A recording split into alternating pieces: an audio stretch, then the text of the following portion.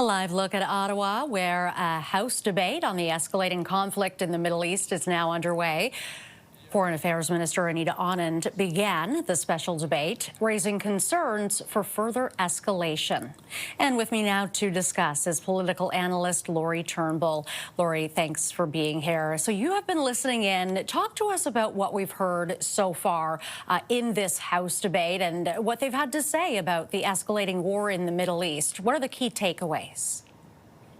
Yeah, I think that members of the House of Commons are looking for some clarity on what the government's position is. I think we've seen a bit of a shift sometimes in terms of what the Prime Minister's statements have been about Canada's position. And so we can see, for example, the leader of the opposition, Pierre Poilievre, poke at that, right? Like I think maybe some of the more notable comments over the course of the debate have come from him in the sense that he said, in the initial stages, the Prime Minister has backed this, and then he said that he's done this, he regrets backing it. That's not quite true. The Prime Minister said that he backed the decision with regret, which is, I think, a comment about how this isn't where Canada wants to be necessarily, but it's an acknowledgement of where the globe is, and essentially saying, look, we wish that the war wasn't happening, but to the extent that the U.S. is trying to contain Iran as a threat,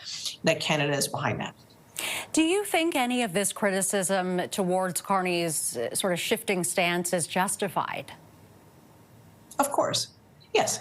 Obviously it's an evolving situation, and obviously the Prime Minister is going to perhaps have a different reaction to this than he, in the first instance, that he will have 48 hours from now, or 48 hours later, and then 48 hours later from that. And to a certain extent, we can understand that. But at the same time, even the Prime Minister's own party, even his own caucus, is saying, we're not really sure necessarily that we agree with the way he's gone about this. We're not necessarily in agreement with how he's voiced backing an action that many have pointed out was legal. And so I think in terms of trying to figure out where the Prime Minister is exactly on this and what Canada's response is going to be going forward, I can understand why people are looking for clarity about this. And so I think that it's completely justified for the opposition to say, where are we really on this and what's informing your decisions? Frankly, the fact that the Prime Minister is not there this evening for this conversation, I think indicates some distance between himself and his caucus.